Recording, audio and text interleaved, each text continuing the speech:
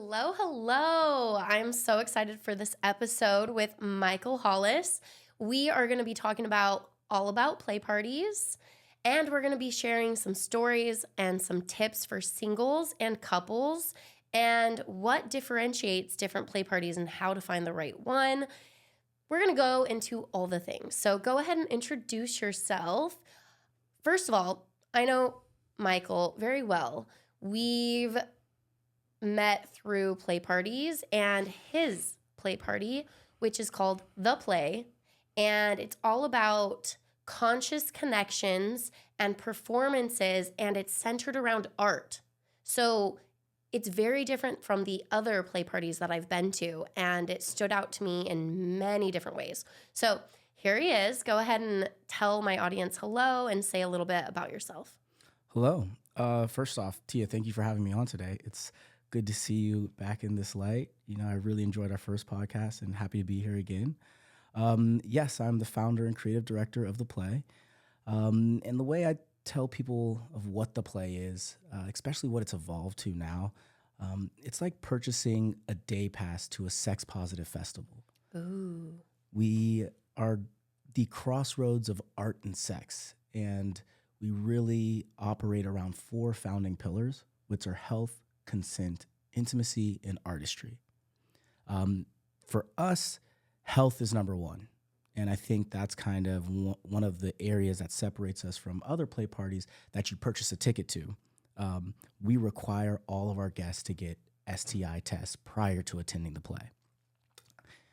So other than that, we also, to add on to that, we make sure to interview every single person that comes to the play as well. Some parties just require an Instagram photo. And to me, I feel like that's not enough, especially when we're in LA. This is the capital of altering pictures, motion pictures, filters everywhere. So we're offering a very human experience. So we want to make sure that we inject humanity into that onboarding experience. So we can see are you catfishing us, or can you hold a conversation? If you look amazing but can't hold a conversation, well, maybe this may not be the best space for you. I love that. That aspect was huge for me. It's not just based on looks, on status, and those were the ones that I first went to. It was only based on looks and status or money. And so that stood out to me, and it provides a different energy. Yeah, I think when I think about the core of what we're offering, we're doing our best to connect people. Mm-hmm. And we want people that are open to connection. And that's why when we have that interview, it gives us a chance to feel them out, to say, hey, are they open to potentially connecting? Are they excited to talk about this experience? Did one person drag the other person here, which we've seen? So it gives us a chance to feel them out, but it also gives them a chance to feel us out, right? To ask questions. So many people that are going to a play party for the first time, or just a play party where they're finally purchasing a ticket to go to an experience, they have a lot of questions. And going back and forth on email or just having, general stats and information, FAQs online may not do it. So we want to make people feel as comfortable as possible as we welcome them to this very vulnerable and authentic experience. Yes, I love that so much. And like I said on one of my other podcasts, it was the first play party that I felt safe and comfortable to play with men. Wow. I don't know if you knew that. I thought you did. I did not know that. I just was happy you were having a good time at the party. Yeah. So I played only with women at the other play parties, and the main reason was I felt safe, I felt comfortable, and I didn't feel like it was for somebody else. I felt like it was for me, and I felt like I connected with those people, and through this community, I've built friendships, relationships, partners that have lasted, and it just really stands out different. We also hear that same comment from men. There's a lot of, heterosexual men that have come to our party that said, this was such a safe space that I had my first experience with another man.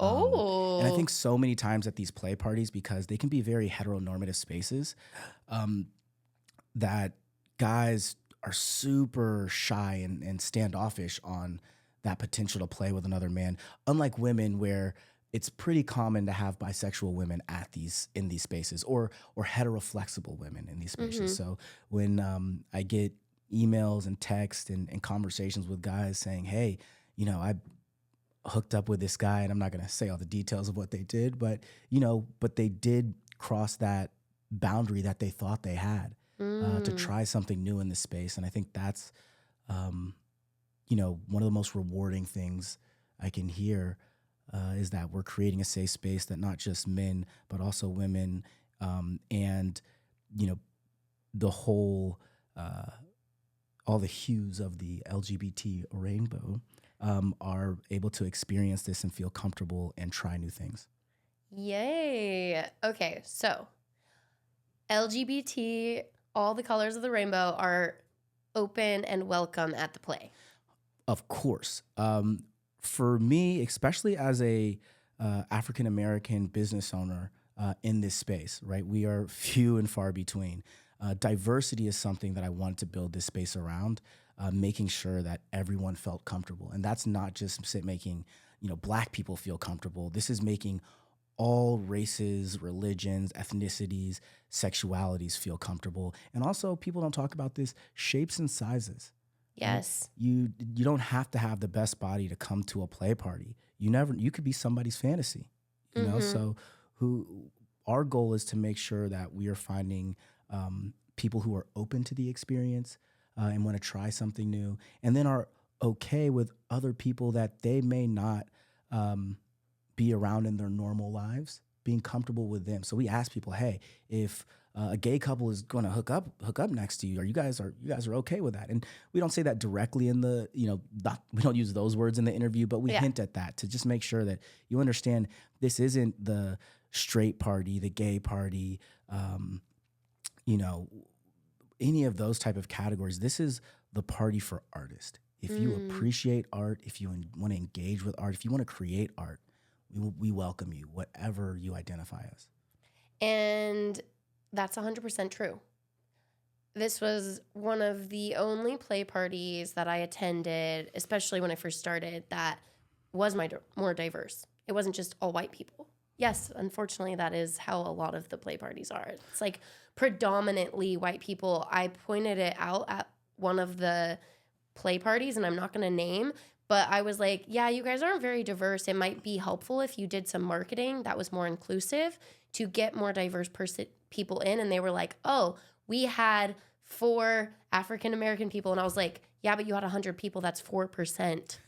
That's 4%. Like, you sometimes have to point out those numbers because they're like, we had 4 diverse people at our party. Like, dude, that's not diverse. I've experienced this since I've been in this space. And that was one of the reasons I wanted to create the play, for a space where, I'm not saying we are as diverse as I'd like us to be, right? Yeah. But I do think the makeup of the play looks like the population of Los Angeles, right? So maybe it's 40% white, maybe it's 15% Black, maybe it's 20% Latino, and we can keep going. But the goal is that you're not going to be the only one of whatever you identify as. There should be multiple of, again, just a space of diversity, and acceptance. Mm-hmm.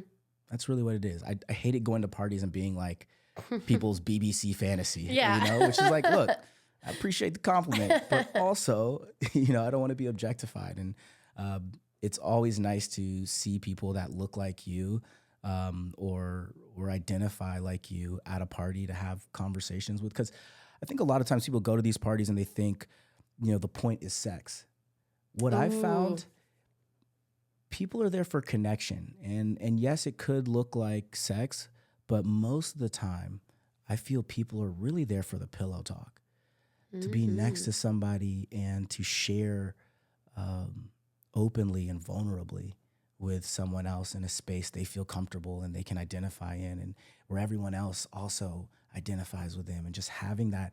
And we all love that pillow talk. I Just do. roll over and it's like, oh, I could stop putting up this front. Like, these are the things I like. And, if you like them too, let's talk about it. Yeah, and connect and go over your favorite parts of the party and maybe things that you want to try, some fantasies, some desires. I've definitely explored many of those at the play, and it's definitely brought out different sides of me. So I appreciate it. And let's dive in how this started. So first, what was one of your first play party experiences? Ooh.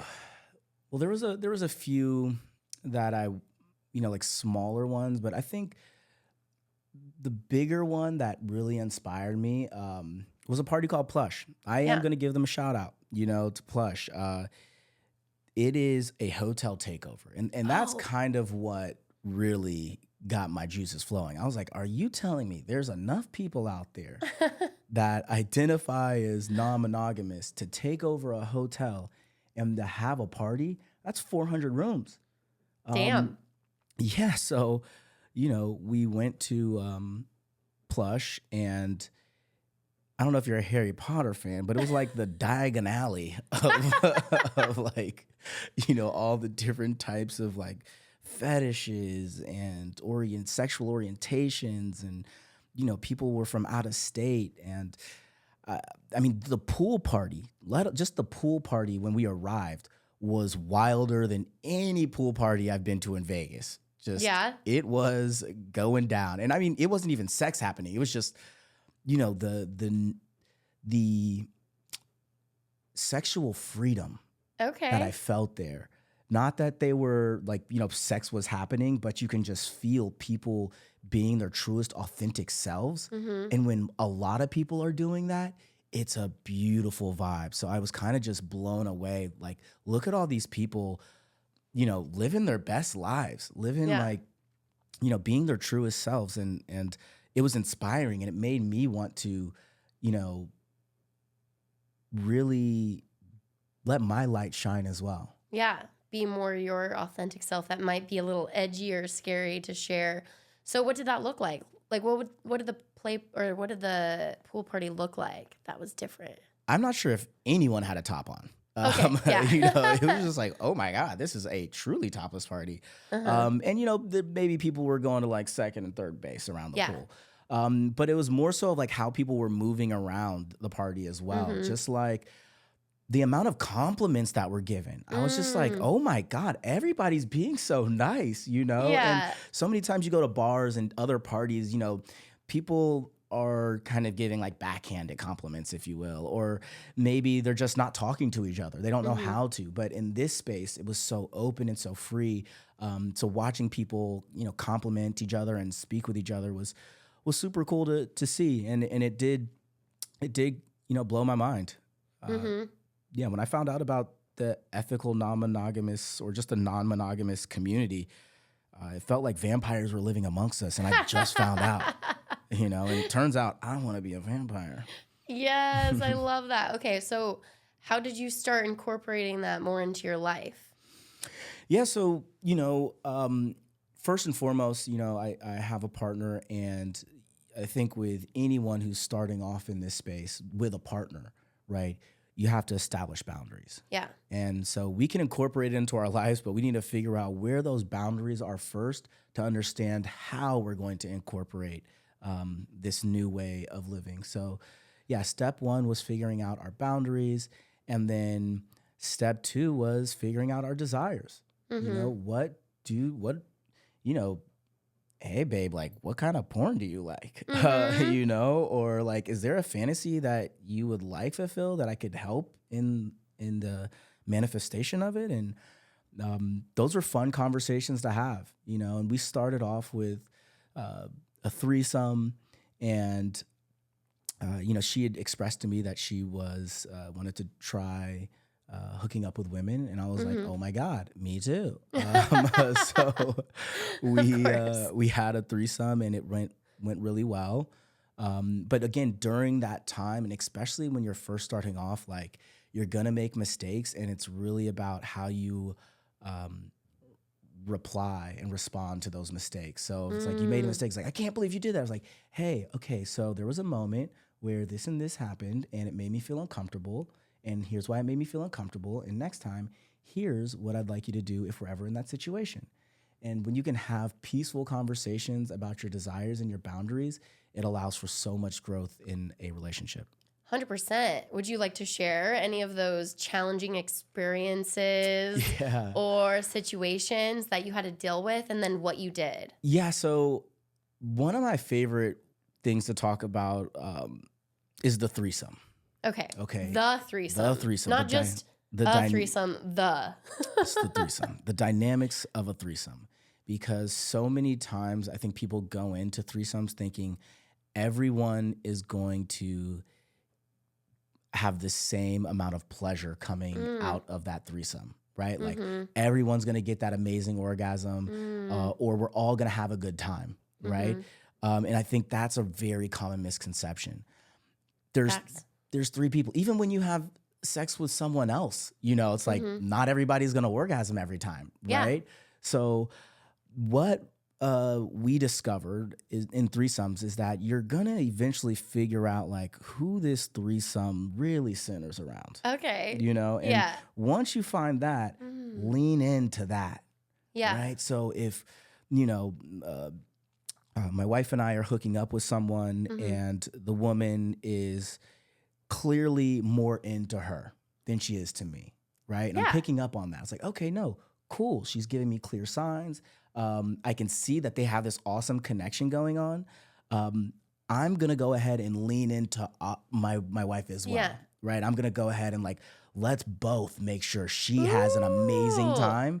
And then when we come out of it, it's like, oh my God, you know, she had a good time because she got to experience my wife. I had a good time because I got to experience it. And my wife had a great time because she got two people really focusing on her desires. Not to say some of my fantasies didn't come true, don't get me wrong, but I would say it leaned more in her direction. So figuring out whose direction it's leaning into and then leaning into that, because what happens is that there'll be another threesome that happens. And maybe the next time that person is into me.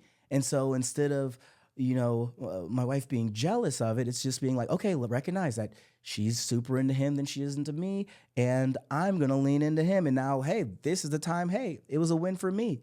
Yeah. Or vice versa, you know, with the third person where it's like, ooh, we both just want to devour her. We don't care if anything happens with us. Let's just devour her. Yeah. And then boom. So understanding it's a tripod, right? It's not always going to be equal. But if you do have three, you know, stakes in the ground, it could still balance itself out. It just, you know, may not be as equal as you'd like it to be, but be patient, because one day it's going to be your turn, and you know when it's your turn, and it's nice to be on the other side of that. Yeah, I love that. That is an amazing tip, and I think I kind of naturally do that, but with some of my partners, we kind of just like, oh, we're leaning into this person, or oh, we're leaning into him, or we're leaning in. Yeah, so that is fabulous. Couples, definitely take note of that and like maybe tell your partner what the signs are if they don't know. Exactly. And it's something where you guys can like take a break and be like, okay, hey, look. Yeah. She's clearly into you. Yeah. Right? Like, let me not get jealous. Let's just like get into what do you want to experience tonight? Yep. And once you guys, and again, at the beginning, it may take a conversation, and pausing during a threesome is totally fine. I want to say that again. Pausing during these experiences to connect with your partner and reassess boundaries and have that open line of communication does not kill the vibe. If anything, you're going to come back to be able to heighten the vibe because you've had that communication. So, especially if you do it in a calm manner, or be like, hey, can we pause for a second?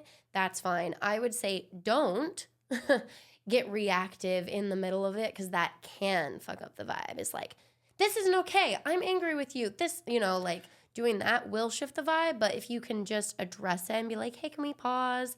Can we talk about things for a minute? Yeah. And, you know, read the room.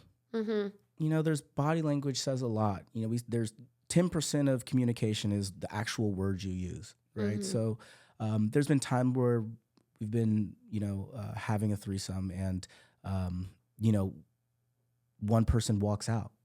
Right. And myself or my partner will go talk to that person and we'll find out, hey, what's going on? It's like, hey, I just needed a break. You guys keep going. Oh, okay, so there's nothing wrong. And sometimes it's like, oh, hey, babe, why'd you walk out? It's like, I'm just not into it anymore. Or this and this and this happened, and like I'm just kind of not feeling it. So you never know, but again, try to read the room. And if you see someone's uncomfortable, it's okay to stop things and ask some questions. 100%. People, speak up. All right. So how has attending play parties influenced and enhanced your relationships and intimacy? It's a great question. I've been able to really discover more of my fantasies. There's been fantasies I didn't even know I had till I went to a play party. And I was like, oh my God, like I want to do that now, and there's so many people are like watching porn and porn really just has like these very like cookie cutter scenarios. In these play parties, so many fun dynamics happen, so going to play parties have really just opened up my mind to seeing what else is out there, what others are doing realistically. Yeah. Because you're watching porn, it's like, this isn't realistic here, right? Yeah. Like they've been going, it's not as realistic as we'd like it to be. And so when you go to play parties, you're seeing like, this is what realistic intimacy looks like in a group setting. So it's definitely given me some new fantasies, new boundaries of things that I was like, ooh, I'd never want to do that. Yeah, actually, like you see what's going on over there? Like, no, thank you. It's interesting to watch, but not for me. Yeah. And I didn't know that was a boundary till I saw it or almost experienced it to be like, ooh, or you know what? This is a boundary in a group setting.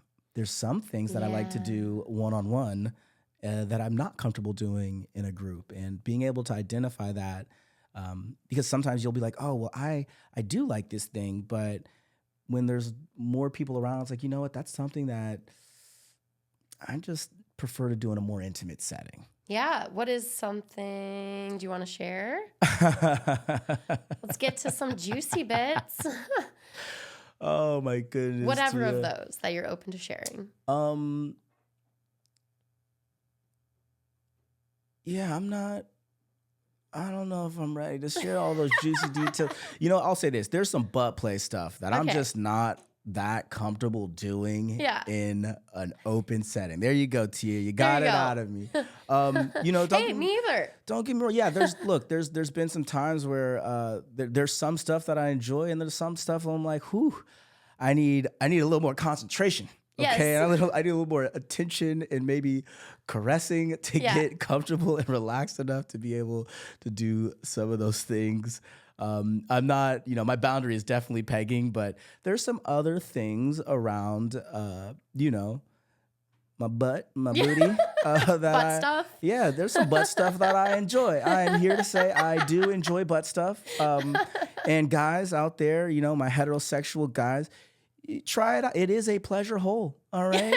It's a pleasure hole, all right? And by denying yourself that pleasure hole, I'm going to make a stand right now. Stop denying yourself that pleasure hole. Okay, man, stop it. There's some great things down there. Just discover, clean it up, right? Clean it up, and be open to it. But you don't have to do it at a play party. Yeah. Maybe not the first time or any time, but I will say, but dun-dun-dun. He's taking his jacket off, getting hot in here. I have given men orgasms doing butt stuff, and it's a different type of orgasm. It's more like, I like to compare it to a female orgasm where they're like shaking uncontrollably and it's like, it's like more energetic. And so doing that to a guy is fucking powerful. I didn't think I was into it until I saw their orgasms. And then I was like, ooh, I feel power. I feel like I did that to them, and they are very appreciative as well. I have no quorum with what you just said. You're absolutely right. It is there is a different kind of orgasm that can happen down there, and I encourage everyone to explore. Yes. Thank you so much for opening up a little bit on my podcast. You're I welcome, appreciate T. it, even if it made you a little nervous. But now we got a whole different outfit. So Here we new go. contact, new content. Awesome. So what got you to start your own? Like, I know you said at the beginning you were kind of like, ooh, I want this, more diversity. But what got you to start it and go for it? Well, I went to a lot of different play parties, Mm-hmm. and they just didn't tickle my fancy. Okay. It was very they were very cookie cutter, Mm-hmm. right? Like, come to this Airbnb or come to this space, have some alcohol, and then go and play, go do what you want. And for me, um, I've always had this saying, capture my mind before I give you my body.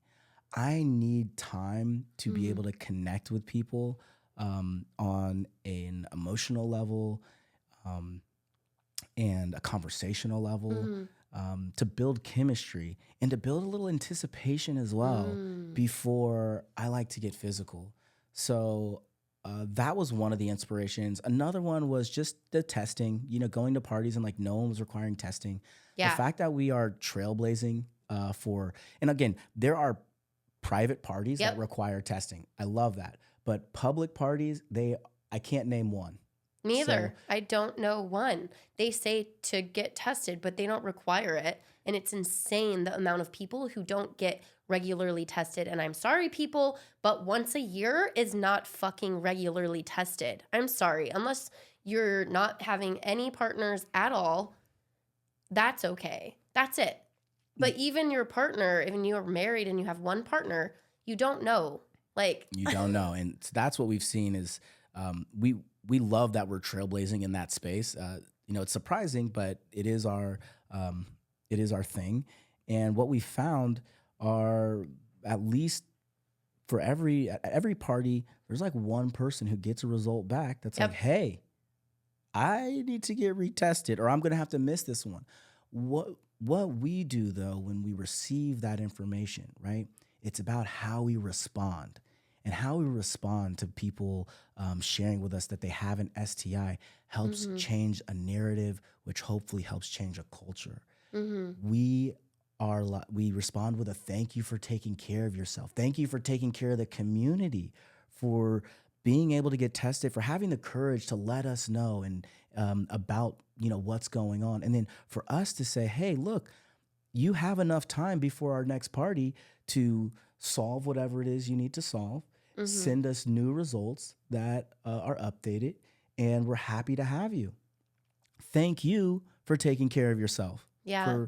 For being adamant about getting it addressed, and we also provide them with resources and places that they can go to get it whatever it is addressed.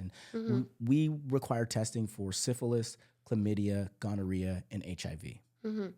I think that's amazing. And changing the narrative is powerful, and inspiring people to stop saying clean versus dirty, but negative versus positive test results. And it's like getting sick. We don't go around telling people like, oh, you're dirty because you have a flu. Exactly. No, it's, oh, I'm ill. I have to go take care of myself. I'm out for the count for a minute. Yep, and it takes the community to change a culture, and I think within our community, we want there to just be a very positive experience when you share your results. To say, hey, great job! I love that you got tested. Where'd you get tested at? Let's share the facilities. What's the best testing facility? What does it the fastest? What's the easiest? Do you want to go get tested, then get a drink? We should make testing just a part of our day-to-day activities, especially when so many places offer it for free and anonymous and do walk-ins. 100%. Like Planned Parenthood is one of those, and you don't always know if you have something just based on your symptoms. Many times it's not. Yeah. One of my favorites is AHF. AHF is a great facility. They do walk-ins. You'll download you get their like app, and they'll send you the results as they come. It's just super easy and convenient, and there's a lot of locations. Yeah. So go look it up, and that one's free too. That one is free, anonymous, and they do walk-ins, and they have multiple locations around Los Angeles. It's probably about 30 minutes to an hour tops experience. Wow. That's a commercial right there because free and fast. There we go. So go get tested, especially if you haven't in a while. It's so important. And kind of jumping around, but I'd love to hear, why is it so important to create these non-judgmental and authentic spaces for people? Yeah. I think it just gets down to freedom of expression. Creating spaces where people feel a sense of freedom in their expression, in their sexuality, in their creativity. And that's what we do at the play. What makes us unique is that when you come to the play, we have 3 rules. No phones, no money, no hierarchy. No phones. There's a lot of places that say, hey, why don't you come to the party, put your phone away. Your phone's going to go off 4 times in your pocket. You're going to sneak a look at it.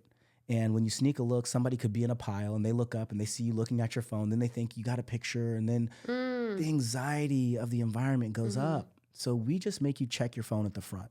Yeah. If you need to go check it, you can always go check it, but it'll always be at the front away from the spaces. Secondly, no money. Right? Some spaces you go to, it's like, oh, well, you can tip our bartenders, Yeah. Or something. I do not want you touching money than going to touch someone else's genitals. Yeah. Don't put that finger in my pussy. That is just, I feel like we learned something from COVID, right? Yeah. So, and then the other thing is like, we don't want an exchange of money with individuals. Like, hey, if I do this to you, it's going to cost this much. Yeah. Right? There's some environments where that's welcome. For us, we prefer just an energy exchange. That's not financial. That's not financial. Yeah. The other one is no hierarchy. There is no VIP. And so many times we get to these play spaces, and depending on what party it is, they'll have a VIP option. We're all humans here. When we all get naked, who's better than the other person? So with all of our spaces at the play, if I can go into them, you can go into them. It's such a, and usually the spaces that the VIP is at some of these play parties, fun. They're not the space you want to be in. Yeah, it's where everybody isn't. We just want to make sure that we all feel are treated equally. And I think that kind of gets to why we are so big on diversity. Those are our 3 rules. When you enter the space, we also give people the topic of conversation when they enter. Ooh, yeah. So we'll have some connection activities.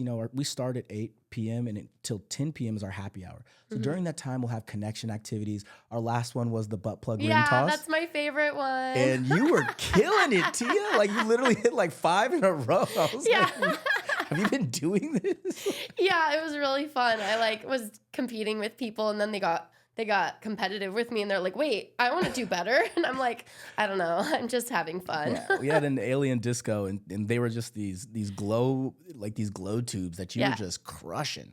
And then we had fire spankings as well, so that was fun.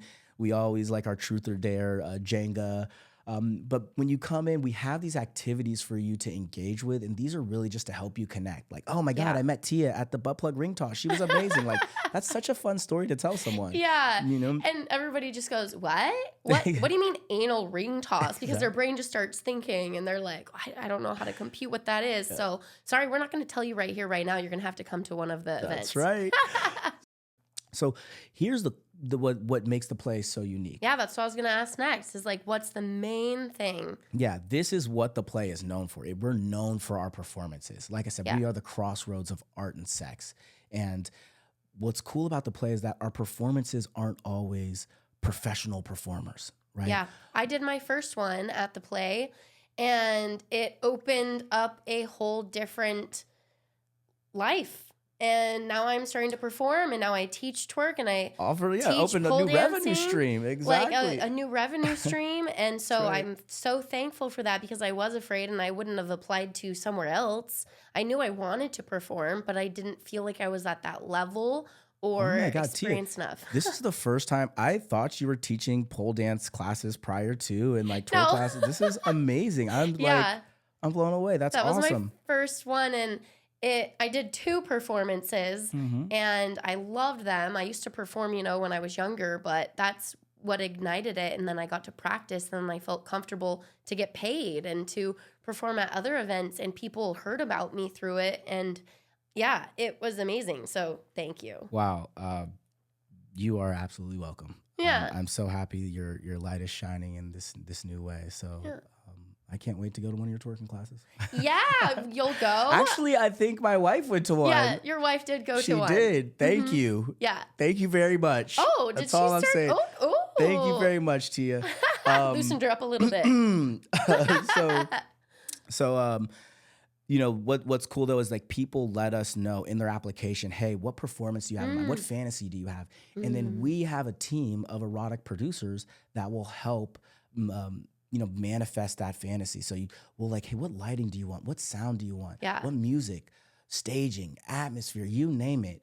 And they will let us know, and then we'll make something together. And look, it's going to be a 5-minute performance. Is it going to be as professional as it could be? No, the point isn't for us to have this professional performance. It's for you to live out your fantasy and everybody else to hold space for that. And I think that's the cool part, because when someone messes up, we're not like, oh my God, can you believe they messed up while doing nude yoga in front of 50 people? Like, No, nobody notices. Like it was hot. It was so cool. I can't wait to talk to them about yoga. So there'll be 3 performances and 3 intermissions. And we have those intermissions so that you can talk to people about what performance you saw. It's a great, art is a great conversation topic. There's no wrong perspective. And what I like to say, it adds like the nuances to flirting. Or my phrase is it gives you the ammo to shoot your shot. Yeah. One of the reasons I love the play the most is because it has foreplay. So I know a lot of the ladies love foreplay.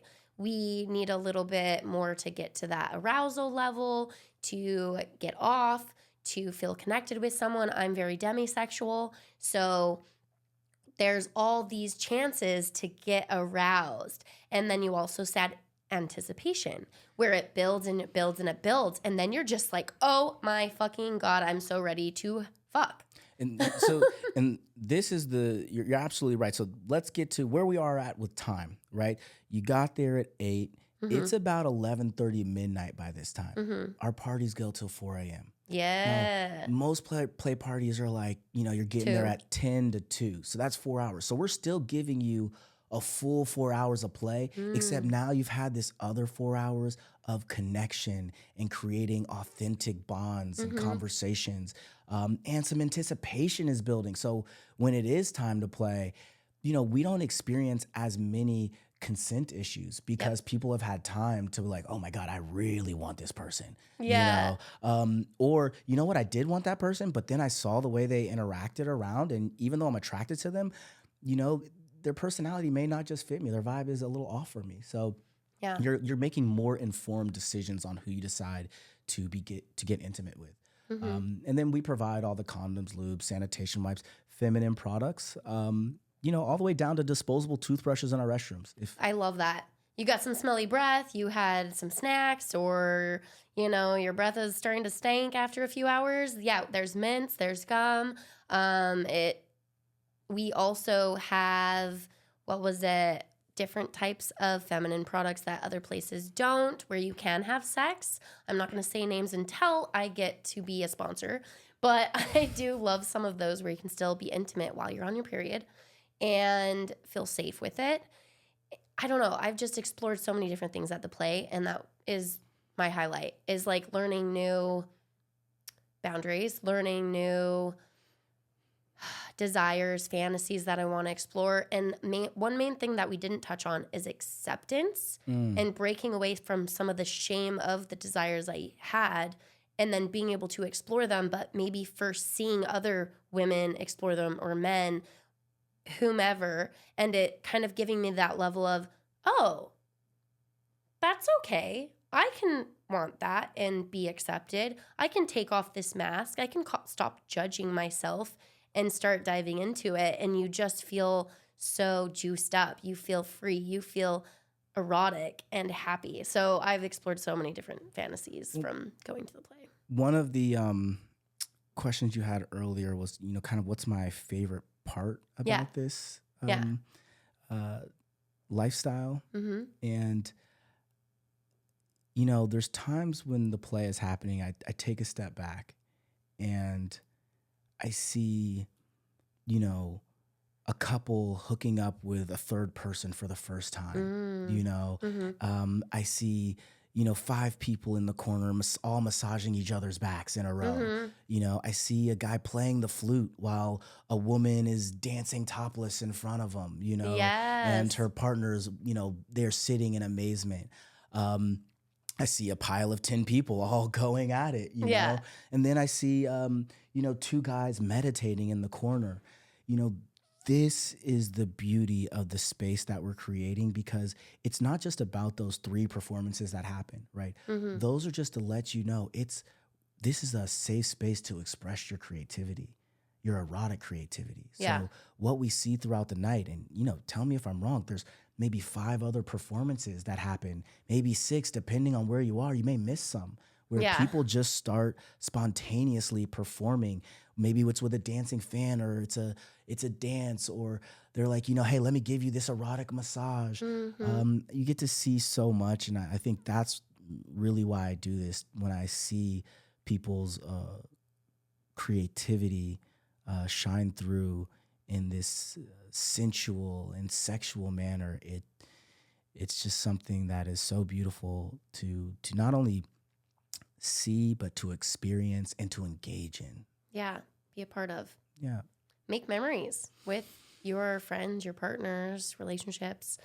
That is one last thing I will share, is that I've been able to find really amazing people that I dated, and then now partners and friendships that I've built over the years, that there are my fucking best friends.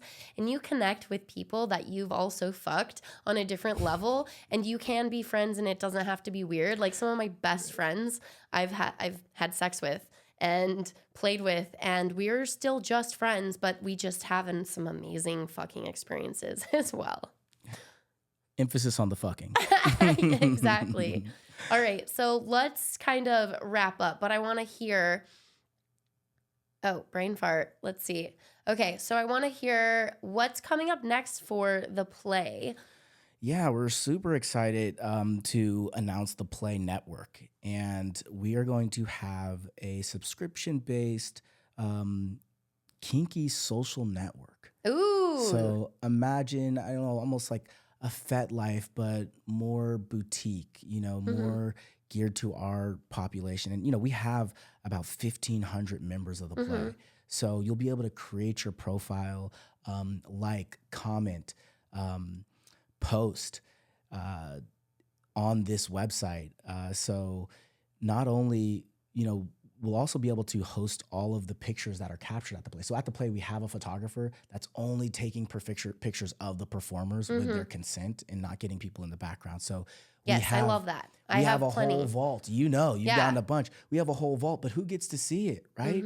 So now you'll be able to see the thousands of pictures that we have all in one space.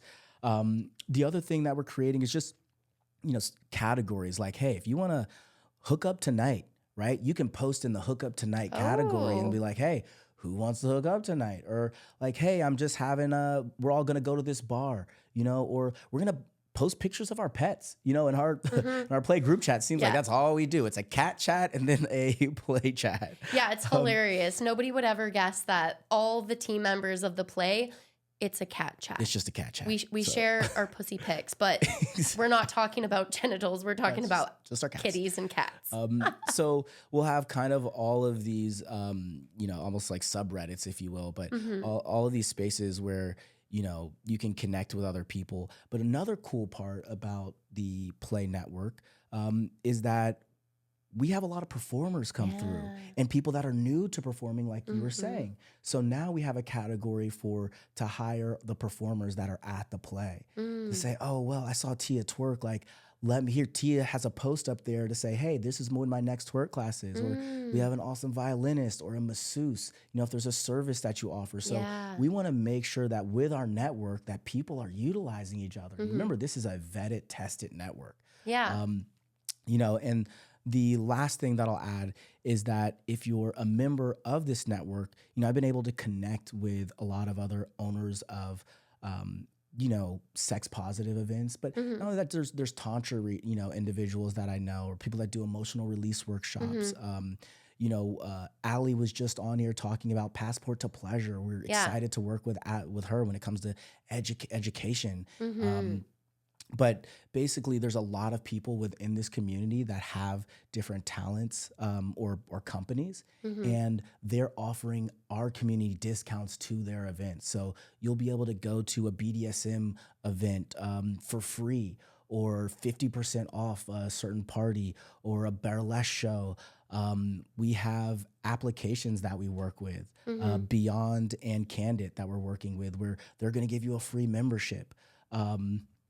You name it. We basically, not you name it, but we have a lot of connections to these other spaces. And because we have a vetted network, they want our people to come to their events and are willing to give them discounts. So if you're part of the Play Network, you'll be able to go to discounted events, connect with other people, because we don't allow phones as well. So that's the way you'll be able to say, hey, I saw you at the party. And really what I wanted to do is create a win-win, right? How can the Play grow our network, but also how can we grow our businesses together, right? How can we get more eyes on your business too? It's not, I think win-wins are the best.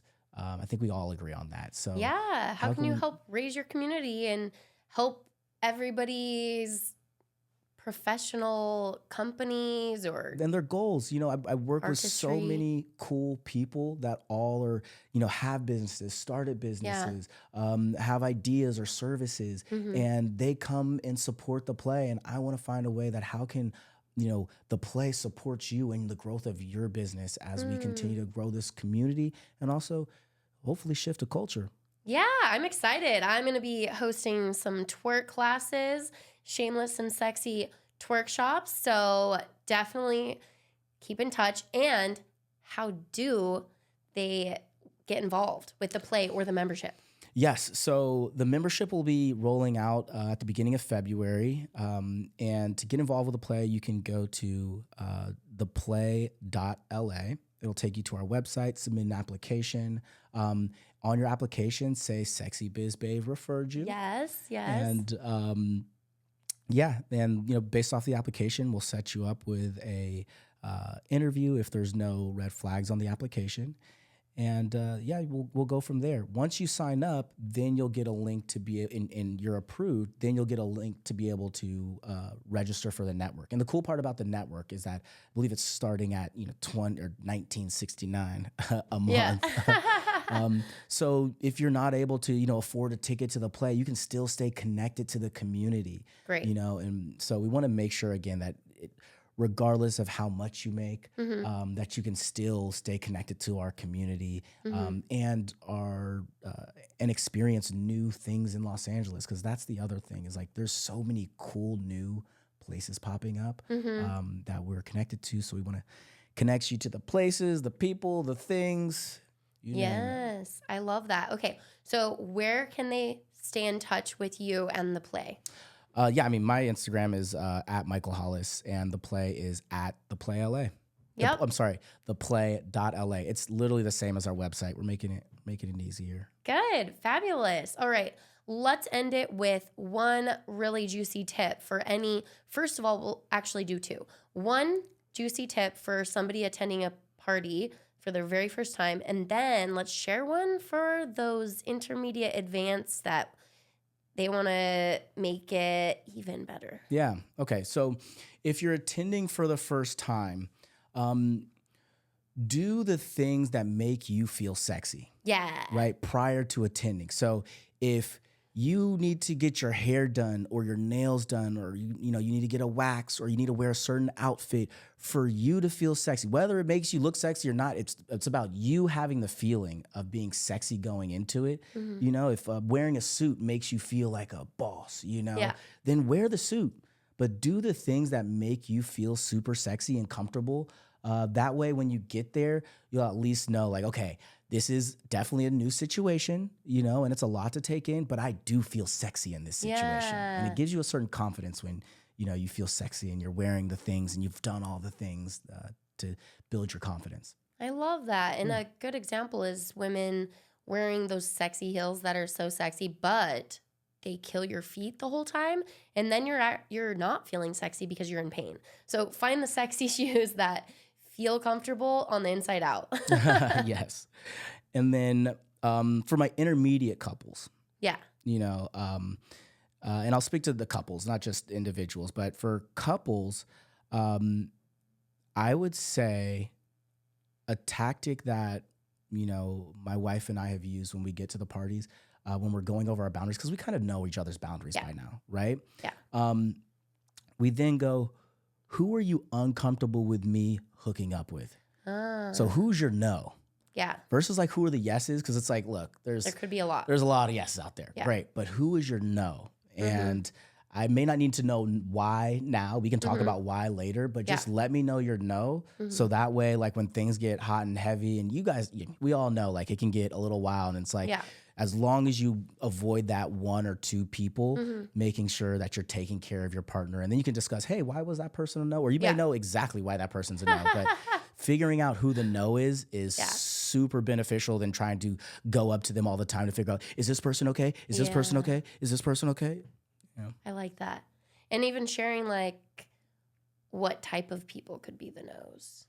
Because I've shared that before, is like, I don't like this type of dynamic or this characteristic of, I'm not even talking about looks, I'm talking about like actions. Yes, it's But that gets that's blurry. a very gray area, exactly. So I would just say stick with, in my opinion, stick with, like, start with, hey, that person. Now it could be because of why they did the thing, but like give it a name versus an action, because the action could be interpreted by someone else differently than it may be interpreted. Give the person a name. Exactly.